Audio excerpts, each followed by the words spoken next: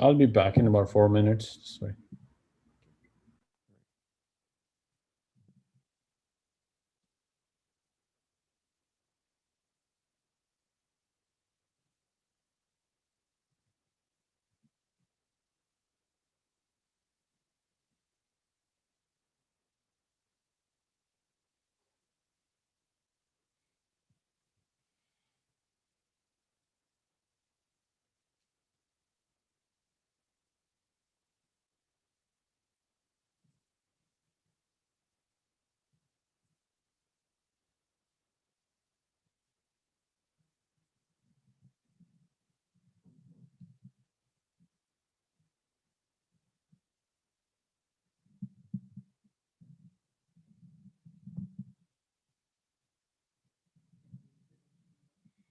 One, two, 1, 2.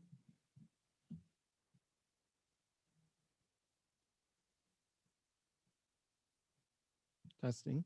Testing 1, 2. Okay. Echo.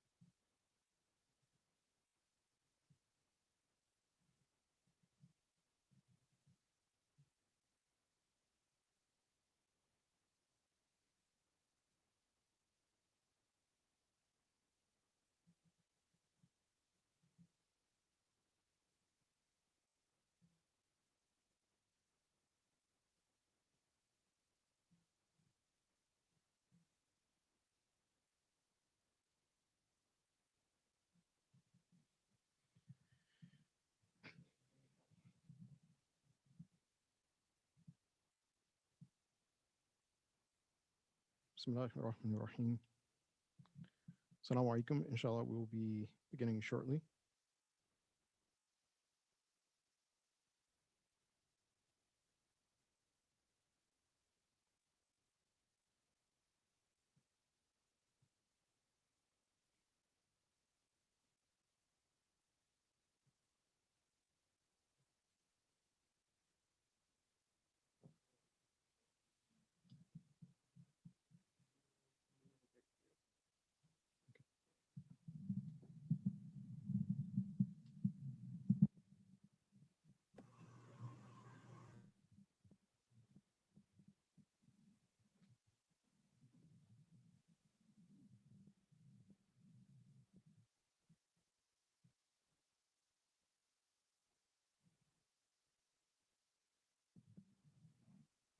Assalamu alaikum. We'll start shortly.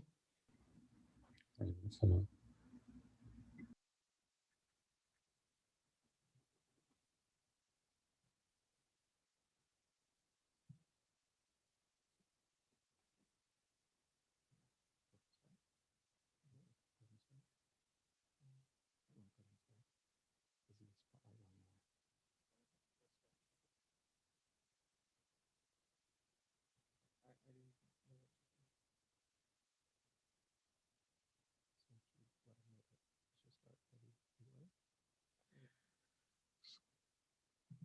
So inshallah, Rizal, whenever you're ready, you can start. Okay. So, أعوذ بالله من الشيطان اللعين الرجيم بسم الله الرحمن الرحيم وبه نستعين وهو خير معين صلى الله على محمد وآله الطاهرين. Welcome everyone to our seminar on Islamic parenting today, and we would like to thank Sheikh Jafar who spared his time and agreed to talk about this topic. It's a very important topic. So, I think the format is going to be a presentation initially and then followed by questions and answers. So, I think we will, inshallah, get started with a small recitation of the Quran. أعوذ بالله من الشيطان الرجيم. بسم الله الرحمن الرحيم. والعصر إن الإنسان لفي خسر إلا الذين آمنوا وعملوا الصالحات وتواصوا بالحق وتواصوا بالصبر. اللهم صل على محمد وعلى محمد. With that, it's over to Sheikh to get presentation started. Thank you. Okay, thank you. أعوذ بالله من الشيطان الرجيم بسم الله الرحمن الرحيم وبه نستعين ثم الصلاة والسلام على سيدنا ونبينا وحبيب قلوبنا أبي القاسم المصطفى محمد. So inshallah we'll begin this discussion and Q&A on Islamic parenting. The idea for this particular seminar and discussion is based on a series of a lecture that I gave for the Juma messages. I started off with the Juma messages and also we went over into the khutbahs, alhamdulillah, once we begin to convene again for Salatul Juma. So the crux of the idea was to discuss the concept of Islamic upbringing according to the Quran and according to the teachings of Ahlul Bayt alayhim salatu wasalam. Our discussion, it's centered around the two hadith, one from the Prophet of Allah sallallahu alaihi wasallam, and the second from Imam Sadiq alayhi salatu wasalam. And these two hadith, they complemented each other in the sense that the Prophet, he spoke about this idea and concept of tarbiyah from the perspective of the child by stating that the child is the master of the house for 7 years, is the servant of the house for 7 years, is the wazir, which we can consider the, you could say like the ambassador of the house for 7 years. And after these three stages of 7, of course, the child will become 21, which we call a kind of a young adult. And if that child has gained the lessons of that tarbiyah, that Islamic upbringing, again from the parents, then you have fulfilled your duty and you fulfilled your responsibility. If they have not, at that point, at least you're not held accountable by Allah subhanahu wa ta'ala as failing to actually do your due diligence. Imam Sadiq alayhi wasallam, from his perspective, he gives the idea of upbringing from the perspective of the parent. So he says, he starts off, احمل سبيك حتى يأتي عليه 6 سنين, to again carry your child. In other words, you nourish them, you comfort them for 6 years.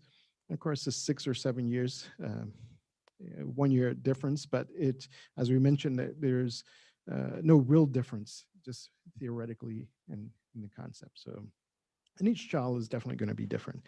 So you carry them or you comfort them for 6 years, and then you train them in the Quran for 6 years, and then you annex them to you. In other words, you become their companion, their advisor for 7 years. And then you, for 6 years. So, and for 7 years, you comfort them, you be their companion. And then, as Imam, he states that you give them your adab. And what it means is not simply to make them a clone of yourself, but rather you impart upon them your experience. So this discussion is going to kind of take off from there. Of course, maybe some folks also, during that period in which I was giving these lectures had questions. I know from time to time I would get some questions and try to address them in the khutbah for Jummah. And so here are a few of the questions as well that came in after that. And it particularly has to do with the idea and concept of children and how do we kind of work with them to manage their time. So especially now that we're in the summers, this is vacation time. So how do we balance between this idea of them maybe wasting time or spending their time wisely?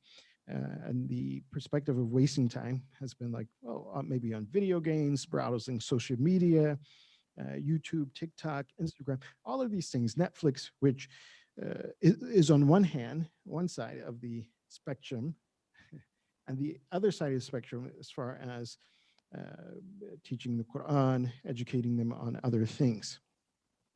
So this is one question, and alhamdulillah, this is kind of an icebreaker, but definitely feel free to have questions. If you have questions, ask those questions. I think, Brother Raza, you have a form for people to ask questions, correct?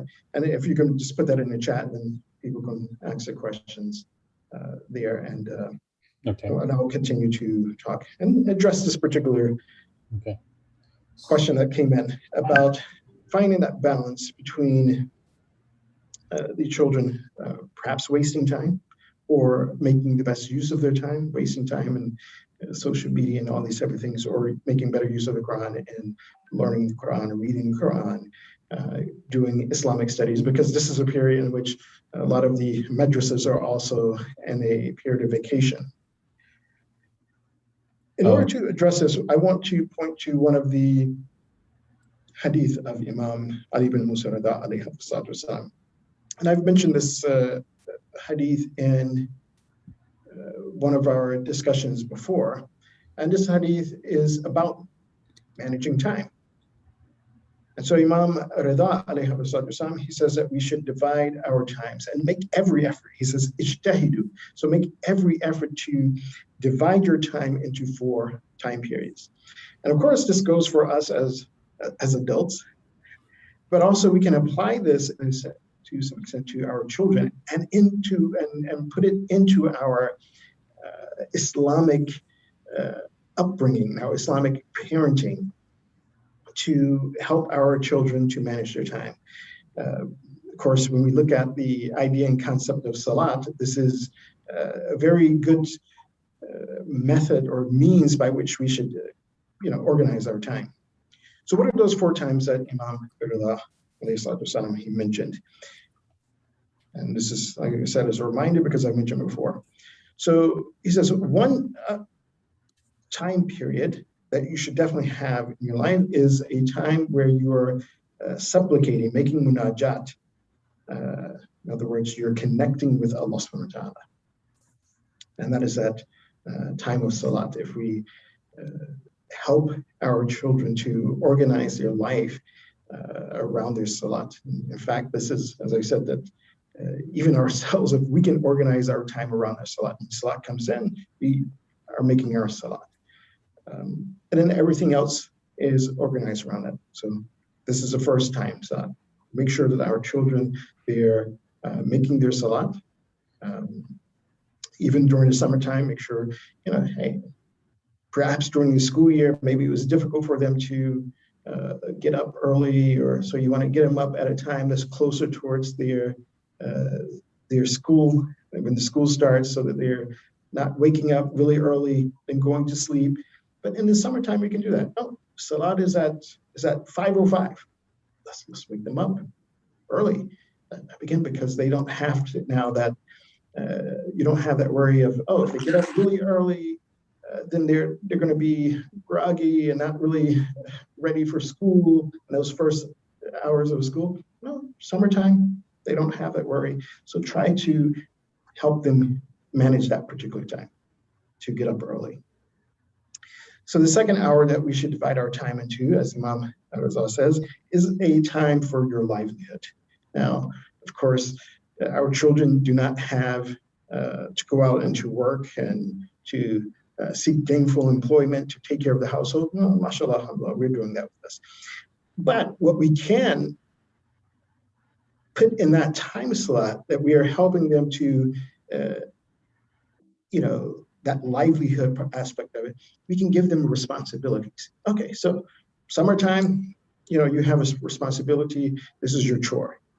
And that chore can be, okay, we're going to give you an allowance, but you have to get the chore done. So again, we're instilling in them this sense of responsibility for that child. So the third hour that, or time period that the Imam, he said we should organize our time period in. He says, in order to a time period in which you are connecting with your brothers, in other words, brothers or sisters in Islam. In other words, your friends, your peers. So this is a thing that we should help our children manage. And of course, over the past year, because of the COVID, it has been a challenge to do so. But we need to figure ways around that, whether it be on Zoom, whether it be some outdoor event with social distances or observing whatever we have to observe at this particular time. But that is, a very critical part of our life, critical part of our upbringing. Even as adults, we need that time where we're spending time with our peers, we're spending time with those individuals who are perhaps like-minded or discussing, sitting back as we may do, drink coffee or drink tea. The children also needs that interaction, that social interaction. So good and healthy social interaction. And of course, when the Imam, he talks about those brothers that you are associating with, he gives a very nice quality about them. He says, these are people who maybe they know your shortcomings, but they're not exposing your shortcomings, but rather they are helping you to deal with those shortcomings and be the best person that you can be. So in other words, even those peers that our children are around, we need to make sure that, oh, hey, these are positive influences on our children. They're not those who are going to be negatively influencing them to perhaps, not make their salat or not observe those things which they should be observing. No, they should be positive influences. Even our own friends and associations, they should be have a positive effect on us, and we should have a positive effect on them. The fourth time period in which we should divide our time in, as Imam states, he says, it is a time in which we seek things which please us. And those things should be halal, as he says. In other words, we should have time of enjoyment. Whether that time of enjoyment are sports, a time of enjoyment could be watching a movie, could be watching or being on social media. But of course, within the parameters of the Sharia, should be something that is halal, something that is permissible, something that is not influencing us in a negative way. Likewise with our children, watching things that are good. That's not going to influence them in a negative way. Get involved in sports. Read if they want to watch cartoons or read a comic. But again, the idea as well is that, look, these are 4 time periods. So we need to make sure that we are dividing their time into. So you can't say, okay, well, they're going to spend all day watching television. Well, spend some time watching television. Make your prayers. If we have some sort of a social interaction for them, we get that social interaction for them in that day, and then also a chore. They may make some, we may have to come off a little bit of money to give them an allowance, and so that fits into that time period where the Imam, he says, the muashara. And what's very interesting about this last time period, it's a time period where the Imam, he says, take time to enjoy yourself. It's very important. And we should not think that, oh, well, the kids are just wasting time watching this movie, or wasting their time, especially if it's something that's positive, something that is good, nice story, healthy story.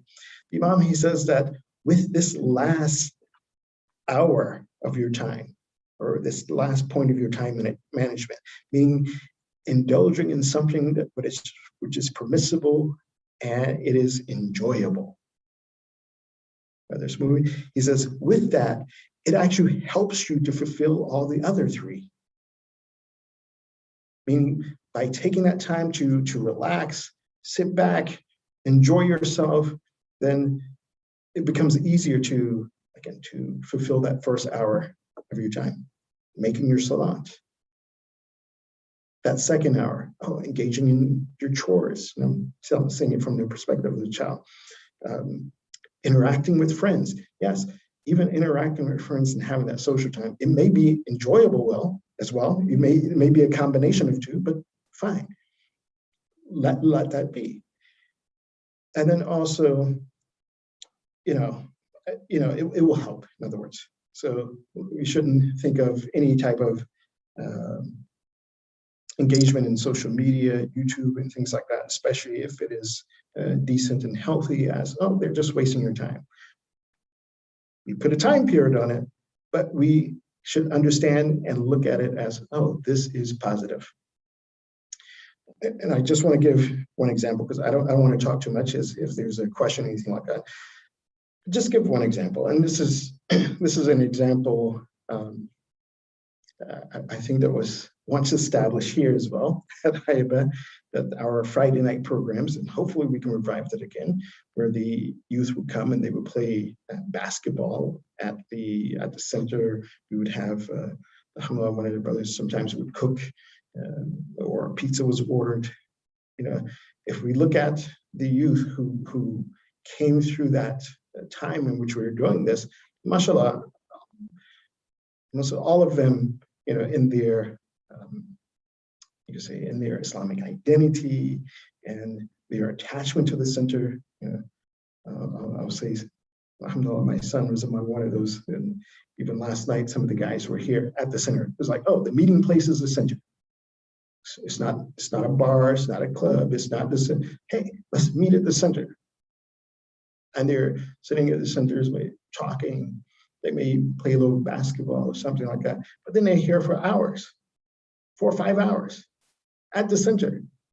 This is ideal. Rather than being at some other place or even at the mall, hanging out at the mall for 5, 6 hours. What will happen at the mall? What is the atmosphere of the mall versus the atmosphere of the Islamic center? And so these are things that need to be established, inshallah. So I'll stop here and see if there's any more questions. So I have some questions. Yeah, I'll move to the next one. What is the bare minimum that parents can get away with in terms of religious upbringing, and what happens if they are neglectful? Okay, so this, I think it was answered throughout the series in which we were giving the tarbiyah, and that is that a parent must teach the child, if you want to go with the bare minimum, and that is the obligations that the child has to make in their life. So they need to be taught how to make wudu properly, how to make their salah, how to fast, the rules of fasting, and zakat, at least at the point that is dealing with zakatul fitra, not the other aspects of zakat. They can learn those things. And I would say in educating our youth with regards to these things, which are the bare minimums, what is their obligation and duty when they become baligh? And it's done at a gradual stage.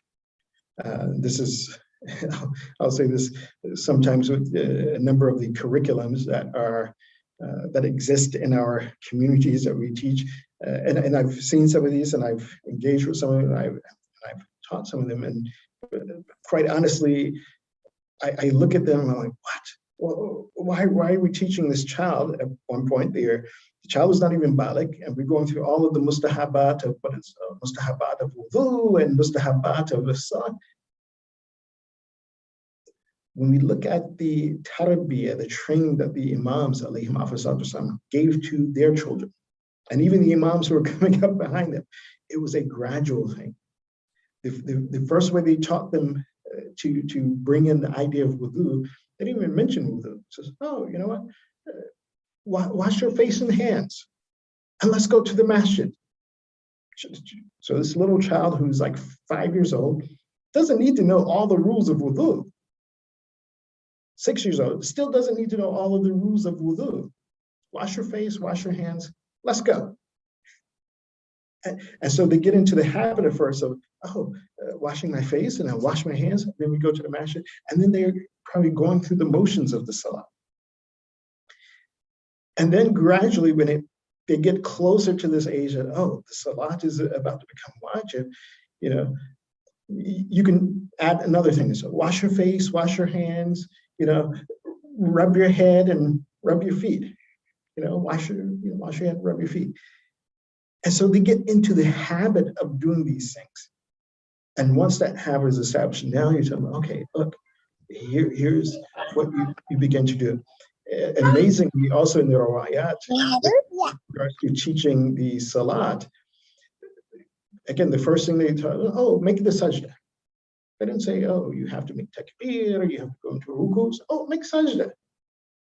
So the child will be standing there, and I've seen this sometimes that, some of the children, they may come where their parents are making salat, and they're standing. The parents are making ruku and sajda, and the child stands. When everybody goes in sajda, they just go into sajda, and then they get up. It has to be kind of natural. So the bare minimum, we teach them what their duty and their responsibilities are, their obligations, and we've fulfilled our duty. It should be gradual and with their, I would say age appropriate. And that's what the imams are showing us. It should be age appropriate at those stages. And we can do things which are preparing them for that without telling them it's wudu. No, we're teaching you this thing. It's good to wash your face and good to wash your hands. And then we graduate to that point where we tell them, hey, this is what this is. And then once they understand that, yeah, it's fine. Give them some of the recommendations, the mustahabat. Then we can give them a little extra. And whatever extra we give them, this is just light upon light. Obligations, we fulfilled our duty. If we neglect that as parents, then yes, we are held responsible. This is one of the rights that the children have over us, that they are properly educated and properly trained with regards to understanding their faith, meaning the usul al-din, and also their obligations, the furu' al-din. Okay. So the next question is the role of madrasa compared to the role of parents. Is it okay if parents say, well, I'd send my child to the madrasa and they'll take care of it? Is that sufficient? That's sufficient only if they are certain that the madrasa is going to teach them everything that they need to know. So the obligation of that tarbiyah is upon the parents, not upon the madrasa. Madrasa makes its effort and does what it will do. The madrasa is more of I would say, has a supportive role. And mashallah, everyone who participates in that, whether they're facilitating it as principal, vice principal, as education chair, especially the teachers, there's a lot of thawab in that. And if you understood how much thawab is in that, then no one would ever run away from that task, no matter how difficult it is to sometimes to make that commitment and kind of deal with the kids. No one would run away from that. They would be running towards that, because that child, even by learning Aleph or Bismillah, for every single time that child says Bismillah, and then mashallah, if that child grows up, teaches their children teaches their children, their teachers, who gets the reward for that? That person who is teaching. That person is teaching. And this is a true meaning of a sadaqatul jariyah, because it will continue generation after generation. But in brief, obligation is upon the parents, and the madrasa is a support to that. The madrasa, depending on how well it's structured, a parent can perhaps gain certainty and confidence that, oh, okay, well, they're going to teach the child what they need. And if that's the case as well, the parents at that point, they need to be the support of that. Because one thing that I would say that sometimes is an unfortunate thing that may happen, that some parents, they will put their child in the madrasa to learn, and it gets all undone by the parents. Why? Because the parents are not practicing that. So the children are practicing, they go, oh, but then they see the parents not practicing. And so whatever is learned in the madrasa gets undone at home. This is the most unfortunate situation. And parents need to realize that, well, the madrasa, in most cases, is simply a means to fulfill your obligation, and it is a supportive system. But the household needs to be also living by that education that their children are getting, so that it is reinforced and they see that, no, I'm learning this and it's practiced around me. Not that I'm learning something in a madrasa and it's not relevant to what's happening in my house. Okay, thank you. I'll mark this answer. The next question is, if we realize that we have not done a good job of raising our kids, how do we recover from this situation? Well, this is, I would say, a difficult task. Not impossible, it's difficult. In order to kind of correct or rectify, let's say, bad tarbiyah, or bad parenting, and now you want to go back and reinstill the positive values in your children that you missed out on. It's going to be a difficult task, also depending on the age and the stage of those children, which has its own spectrum, and maybe at each stage it's going to have a slightly different answer. But nonetheless, to give kind of a broad answer to that and response to that, I would say first and foremost, make dua. Make dua to Allah subhanahu wa ta'ala. And one of the best supplications in dua is dua number 25 of Sahifatul Sajjadiyya. This is the dua that Imam Zain al-Abidin alayhi made for the children. So read this dua, and mashallah, I commend, there's a group of parents who they get together every month, once a month, to read this dua together online and have some sort of discussion thereafter. But if we read this dua in one place, it is we're requesting Allah subhanahu wa ta'ala to help us with that tarbiyah. And truly and honestly, we need Allah subhanahu wa ta'ala's help with the tarbiyah, especially in the social circumstances that we're living in around us. You know, we can say that, oh, the environment is almost like the time of Rasulullah, the environment of Jahiliyyah, and where religion is usually not that important, mostly within society. So first, start with dua and seeking Allah subhanahu wa ta'ala's help. If we get a chance, I'll allude to some of the aspects that are mentioned in this dua, if we get to it. And then we need to be reasonable and give our children good advice. Of course, that which we reason with them and give them a good advice needs to be based on also our own actions and being pragmatic. I'll just give this kind of one example, because this is an actual example that happened.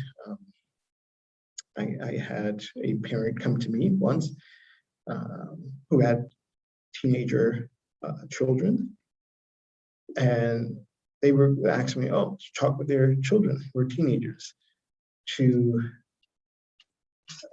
get them to eat only halal. Because the children were kind of wanting to eat at Kentucky Fried Chicken, and then they wanted to even experiment.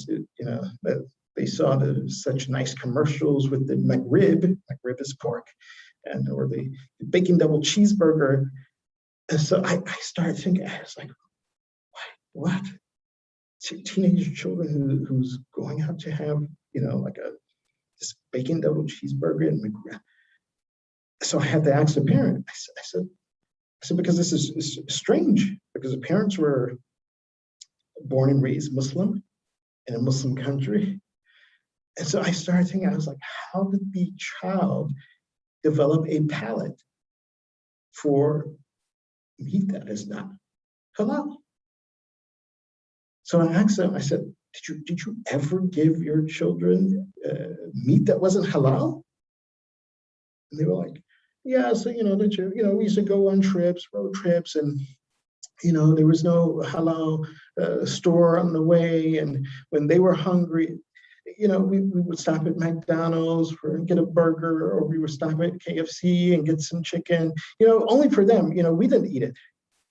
And so then I was like, because they were like, because, they're young children, they need the protein, and, and because they're not balik, it wasn't haram for them to eat. And so I said, well, technically it's not haram for them to eat, but it's not also correct for you to feed them that. So this is kind of an example of that thing where, the tarbiyah wasn't correct in this thing, and now they had to go back and correct this. And so, I was like, wow, this is, I said, because normally the child wouldn't want it. If they only ate halal, they won't be curious about a McRib or a bacon double cheeseburger. They've never developed the palate for that. So again, I told them, listen, they need to make dua. You need to make sure that everything in your household is halal. You need to be the best example for them, and you need to reason with them. Look, I think these were children who they read the Quran. So they read the Quran and said, okay, here are the ayat. Now, also, you need to be reasonable with them too. Here's some scientific discussion about halal meat. It's not written by Muslims. It's written by non-Muslims who actually write, what is the benefit of halal meat over the non-halal meat? Because of the way it is processed, and then the blood is drained, things like that. Also about pork. What are the health, aspect of pork? So you need to read these, understand these, and have a discussion with your children, and then make sure that they understand that. They're at the point, they're not in the house all the time with you. They're going to go out and they're going to make their choices. But at least if you give them this, understanding and reasoning behind, the choice that they're making, and the long-term effects of that choice that they're making, not only physically,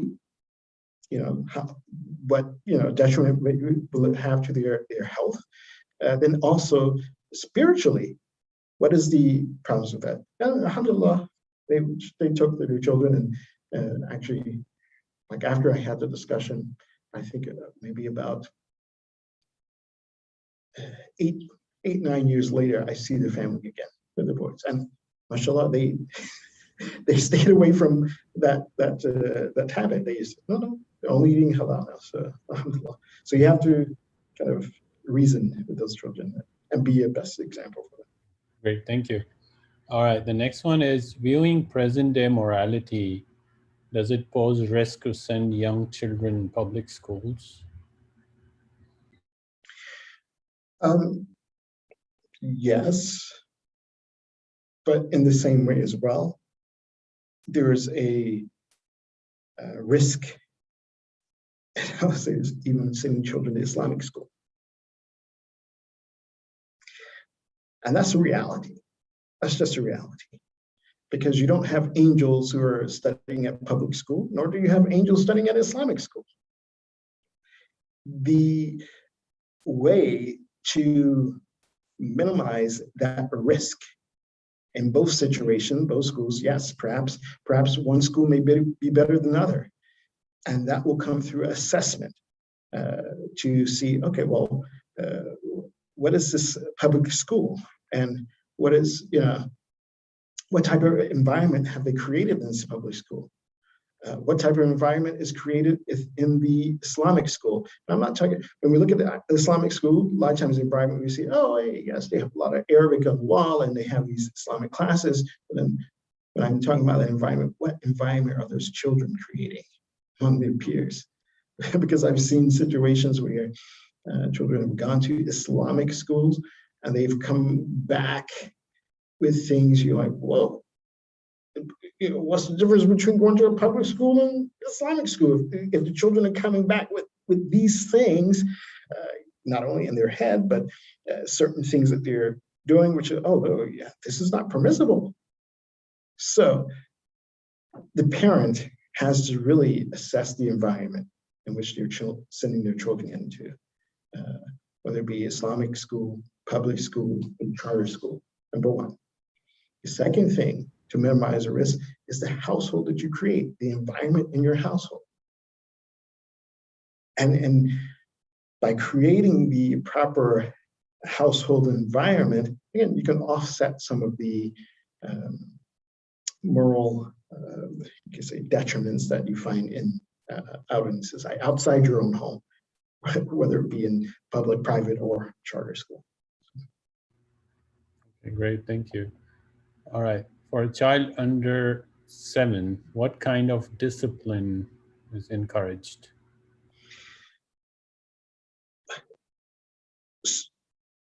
So I'm going to kind of take a guess here when it talks about discipline, and because discipline could mean several. Discipline can mean like, oh, program of education and rearing, or discipline could mean, oh, punishment. So I'm going to say the first, because punishment, again, if we look at the riwayat, you don't really punish to punish a child at the age of 7. They are the Sayyidul Bayt up into that age. They're the masters of the home, or as Imam Sadiq says, he says, you cherish them, you carry them, and you nurture them. Yes, they're going to be naughty, without a doubt. And sometimes, as they say, the terrible twos, they're going to be naughty. They're going to do all kinds of things. And so you have to, and they're doing these things not because they know what's right or wrong or bad. No, they're doing it. They just, may come to mind, and they're just like, they're free, they're innocent. So what you need to do is kind of guide them in that way. Try to, again, set the foundation for them. So when they come into that age of knowing what's right and wrong, and some of these things are very natural. For example, if we see our child going towards the stove, what do? We don't smack the child's hand. Well, unfortunately, sometimes some people do, but don't smack their hands, put them in punishment. Just, you like hot. And so, and you may like take their hand, hold their hand so they don't touch the fire. So they realize, because they may be going for it, you hold their hand so it doesn't do that. And you can probably slowly put it towards it, like hot. Then they begin to associate, oh, hot, and oh, this is hot. And they feel the warmth. And so, oh, yes, they know they kind of to stay away from that. So discipline in that sense, you're more or less, you're nurturing them, you're kind of guiding them, and it's kind of a, you could say, an indirect type of guidance. When we talk about discipline, we talk about tarbiyah in itself. One of the things for children who are younger than 7, again, you set a good environment for them. Play the Quran around them. You may not be teaching them Quran at that age, but you let them hear the Quran. They're hearing the Quran. They're hearing the du'as. You may take them with you to the majlis, and they're hearing these things. They kind of, by osmosis, they begin to absorb these things. Yeah. So that is the type of tarbiyah we should give them. And so-called, I guess, discipline in that sense, not discipline in the sense of punishment. Okay, great. So I think that while we wait for other people to join the discussion, so there's one more question I have also as well. And so this question, it kind of similar to the one of the questions that you answered before or asked before. And this is about if parents themselves have a distorted picture of religion. Yeah. In their minds. So how can they work on their kids, mainly about the importance of self-education? So yeah. So yes, first and foremost, parents, if they have kind of a distorted understanding about religion, then they need to first and foremost educate themselves about what is a religion, what does the deen say. They need to, be able to, and I'll say this because it is a kind of a reality, and I get this from a lot of youth as well. They may see certain things that are done by the older generation, and then they have questions. Oh, well, what is this? And this is natural. Children are going to question. They're going to question about religion. They're going to question, oh, well, why do we do this? Why do we do that? And as parents and as adults, we need to understand first and foremost that, oh, why do I do this? Not that, oh, well, this is just the way we did, or this is how we do it. And the reason being, and by all means of, I would say, accounts of tarbiyah, even if you look at books written by psychologists and people who focus on this in the West, they say that, yes, children are going to question everything. Because on one hand, they want to know. And on the other hand, it sometimes creates a sense of rebellion if it's simply just shoved down their throat, rather than parents themselves understanding, oh, hey, we do this because of this. Here's the foundation of this. And not some, and I'll say this because these are actual experiences. Sometimes I've heard very far-fetched things that, oh, we do this because of this. And trying to really justify it based on Islam. Oh, well, Islam says, and there's actually no justification for it in Islam, meaning there's no Quranic verse that justifies the action, nor is there a hadith that says, oh, this is what we must do. Now, there are a lot of things which are categorized Islamically as mubah. Well, this is permissible to do. And so as parents and adults, we need to understand and be able to distinguish between, oh, well, what exactly is our faith that tells us, oh, this action is obligatory for us to do, our prayers and these type of things. What things are recommended for us to do? These are very clear. What things are haram for us to do, and we have to stay away from it. What things are makruh that we should stay away from it. If a person did it, it's, not haram, but it's not good as well. And then what are those things which are mubah? Meaning, okay, you can do it, but if you don't do it, then that's fine as well. I've come across things where some things are in this last category, mubah. But because it has a cultural precedence that, oh, this is the way we've always done it, it gets shifted by some adults to this category of wajib. That if you don't do this, then you're not a good Muslim, or you don't do this, then you're not following. And so what happens with this is that it creates confusion for children. It confuses them. Why? Because then they see other people is not doing it. Then they may ask, sometimes they'll come to a scholar and ask, and the scholars know that, oh, well, you can do that. It's not wajib. What if I didn't do it? Okay, well, if you didn't do it, you're fine.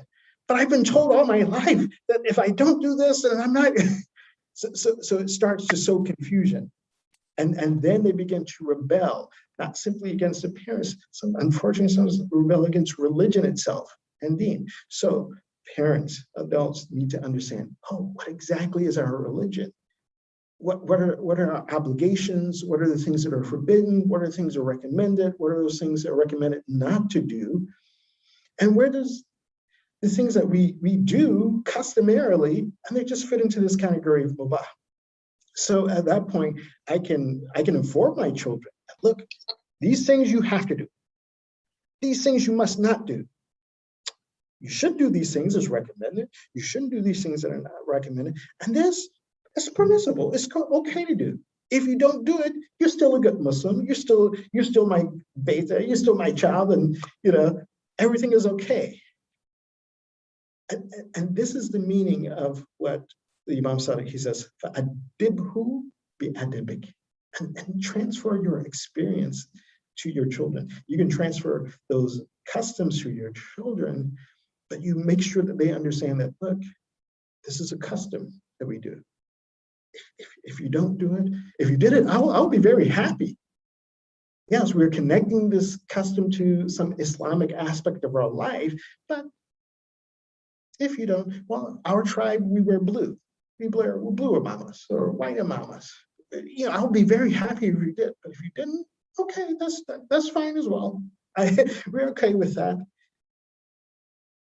So just going back to the crux of that answer, that as adults, as a parent, we need to be very clear about what our deen is, what it states, so that we can transfer it to our children. Because there may be some of those things which are customarily done, but they want to do it in a slightly different way to make it more appealing to their social group.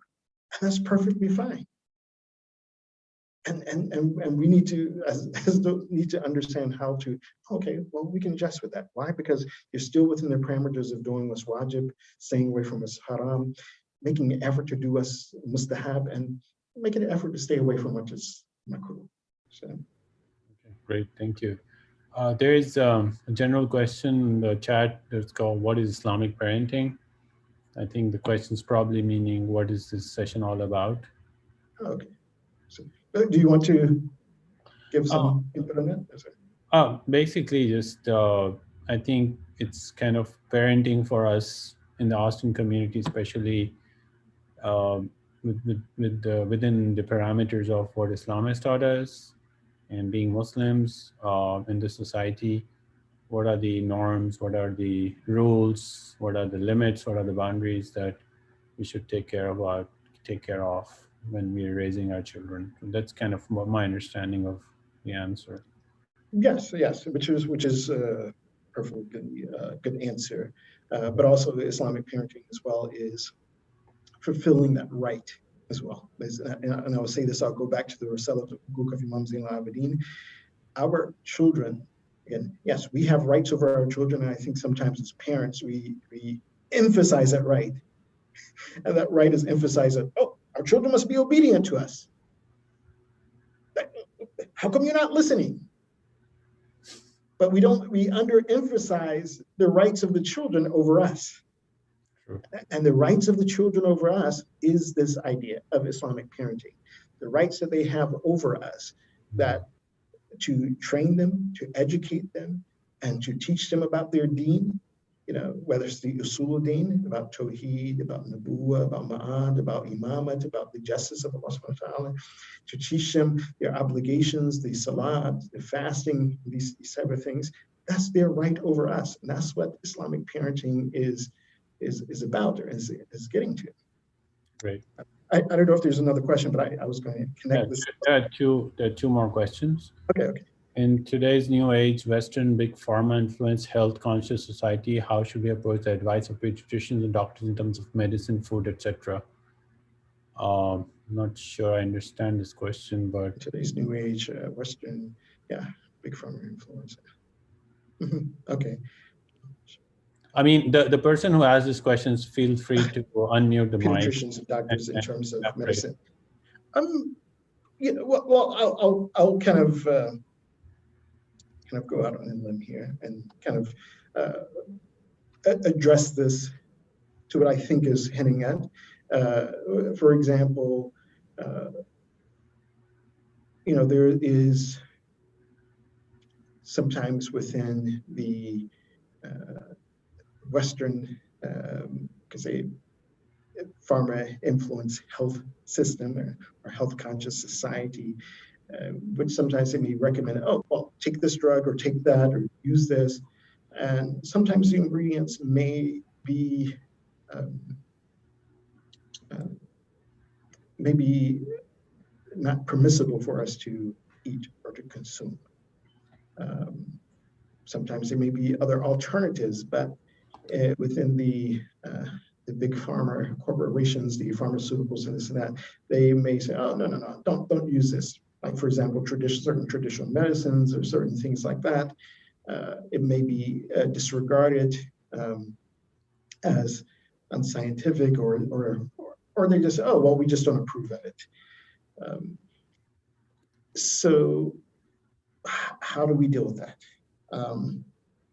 First and foremost, I would say that, again, this is a part of knowing our deen as much as we can and encouraging our youth and our next generation and understanding their religion and their faith.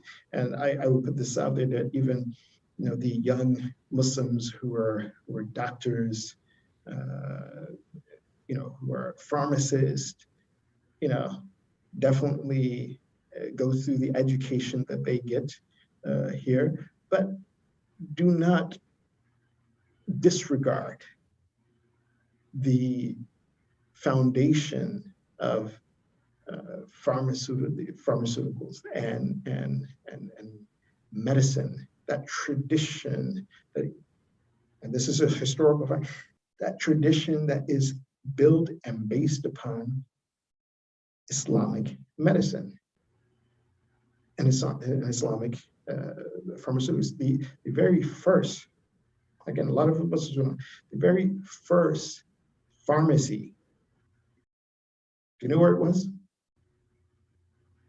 No. It was in Baghdad. It's developed by Muslims. The Muslims developed the very first idea and concept of a pharmacy. It started from the Muslim world. And after that, it grew out of Baghdad and went into Turkey and other places, and then into Europe. Europeans began to start having pharmacies. Of course, the pharmacies at that time was dealing with a lot of herbal medicines and the essential oils and all of these type of things. But the concept of having a pharmacy came from Muslims. So, and this is a tradition that, unfortunately, I would say that perhaps a lot of our youth who are perhaps pharmacists or go into this field, they study it, and they probably won't hear about that. That the first ever pharmacy was established by Muslims, and then it went into European countries. So if this is the case, do not overlook that. And I'm going to give this one point, and this was something, there was a conference I went to. This was in 2017. I was still in Iran. So there was an international conference. And I met the head of one of the libraries in a manuscript library in Syria. He oversaw the manuscript library, handwritten books. And this brother, he was telling me, he said that he says they had to get very strict about the people who were coming in to the libraries and what they were copying and taking out, because at one point it was a little bit, he said a little bit lax. He says, but what's happening, and this is one thing, out of all of the Muslim countries, or I would say Arab-speaking countries, Syria was the only country that taught medicine in Arabic.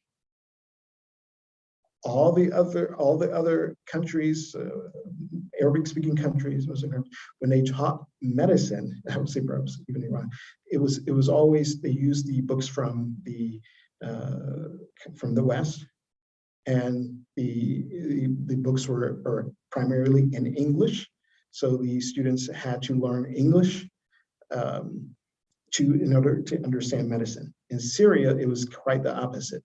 That everything from dentistry to surgery, all taught in Arabic. All taught in Arabic.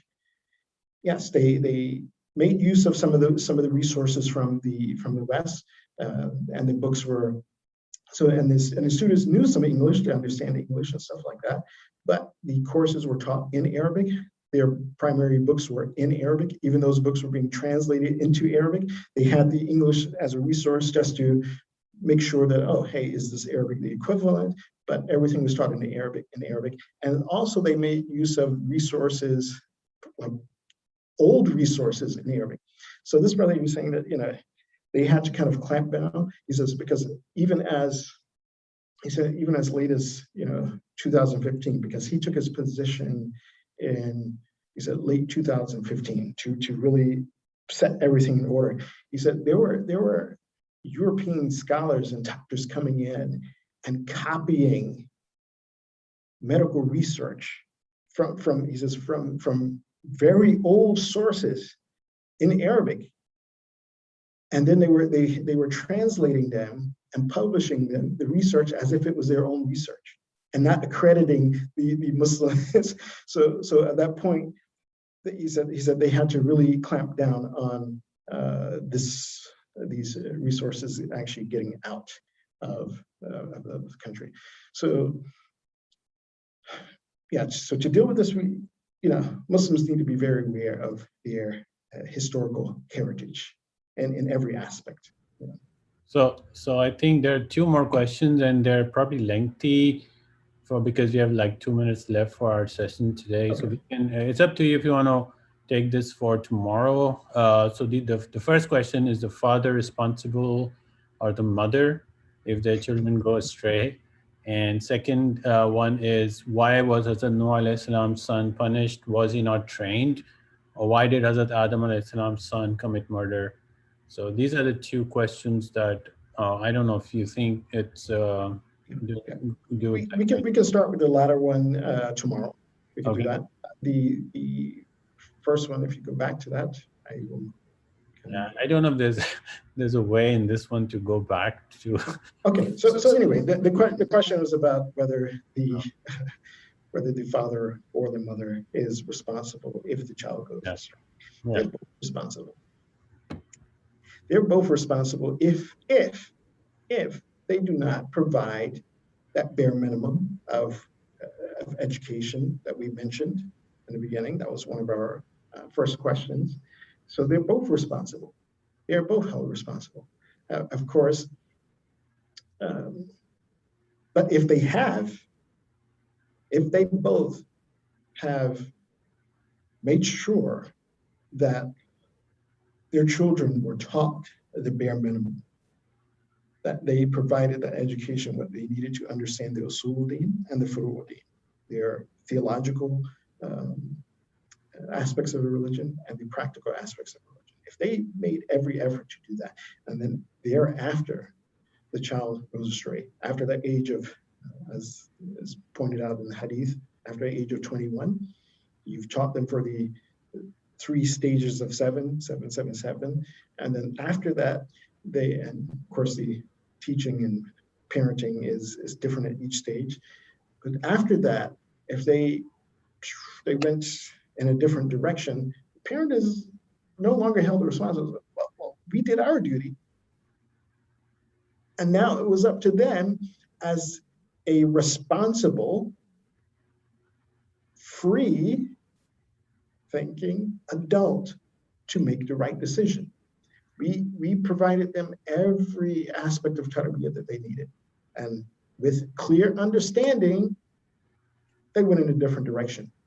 It's not on my neck, it's on their neck now. Why? Because now they have their balid and their mas'ul. They're responsible for their actions. I've done my due diligence. in that scenario, because I'm also understanding an aspect of that, in that scenario, yes, the father is primarily responsible for making sure that education happens. However, if that responsibility is neglected by the father, and I'm going to use this term because it's actually used in Islamic law. A lot of people, they don't actually realize this. It's not discussed too much, but that is a type of wilaya that the father has over the child, is wilaya to tarbiyah. So the wilaya or guardianship with regards to the education of that child. The mother also has that wilaya to tarbiyah, meaning she's also responsible.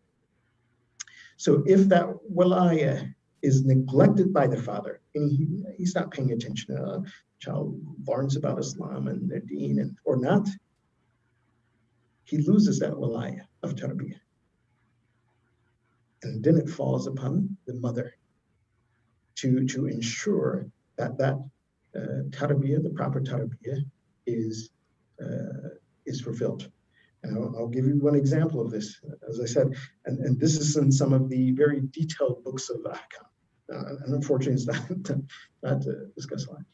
So if the parents, and I'm going to go back to that public school or Islamic school scenario.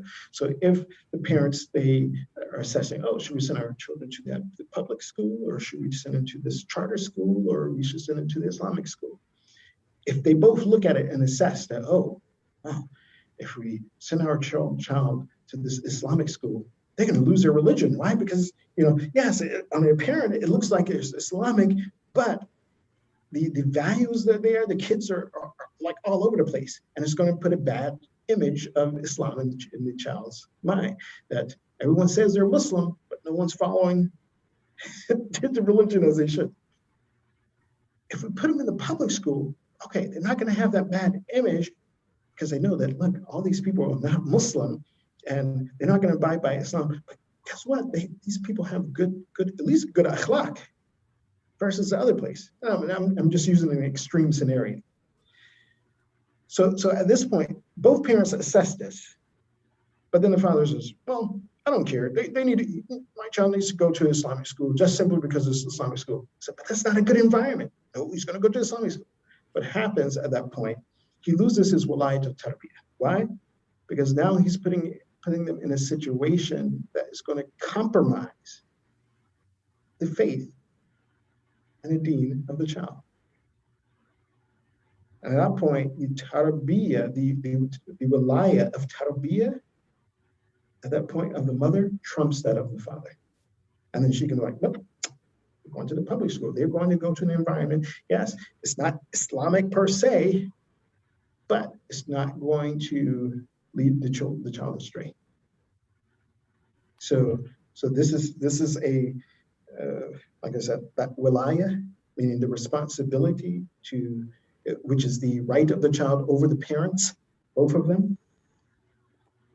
And if one neglects the responsibility, then the other one must take up that responsibility.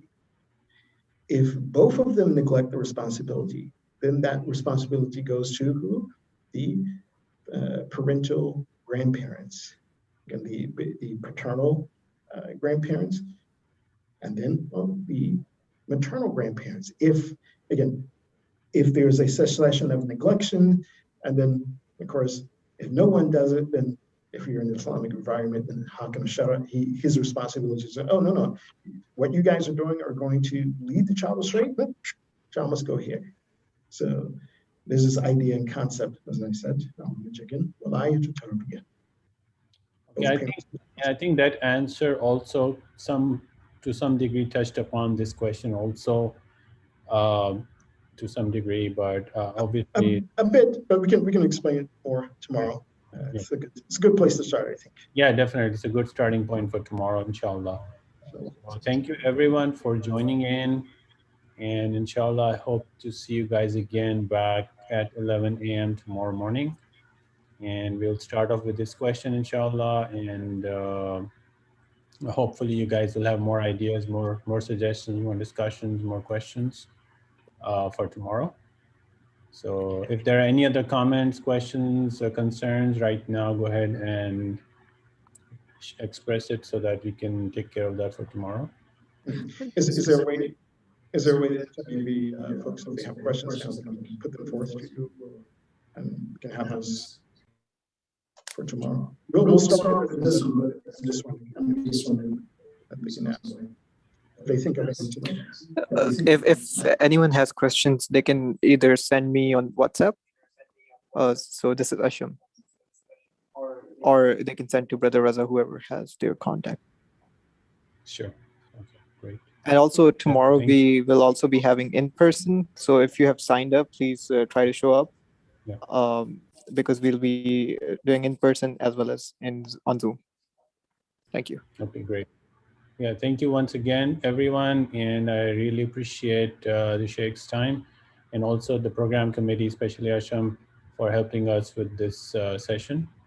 So once again, thanks to everyone, and Jazakallah to everyone. So inshallah, we'll wrap up for today and we'll see you guys tomorrow, inshallah. Okay, inshallah. And thank you, Raza, for organizing the session.